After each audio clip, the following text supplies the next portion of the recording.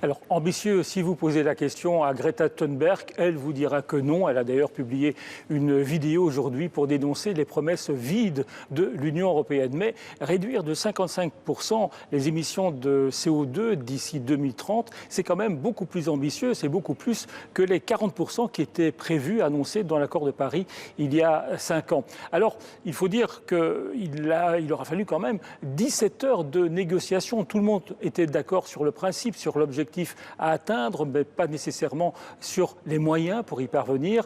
Et des pays comme la Pologne voulaient absolument obtenir des garanties sur les aides financières qu'ils allaient obtenir pour verdir leur économie.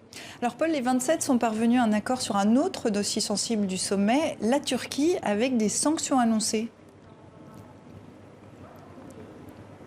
Effectivement, les 27 ont décidé de prendre des sanctions contre une série de responsables turcs. En cause, bien sûr, les opérations de forage que la Turquie mène en Méditerranée orientale, dans une zone maritime qui est très riche en hydrocarbures et que la Turquie dispute à Chypre et à Athènes. Et puis, il faut dire aussi que les Européens étaient très irrités par l'intervention de la Turquie dans le Haut-Karabakh, intervention qui a obligé une grande partie de la population arménienne à plier bagage. Cela dit, le président Erdogan a estimé que ces sanctions étaient illégales et agressives. Écoutez-le.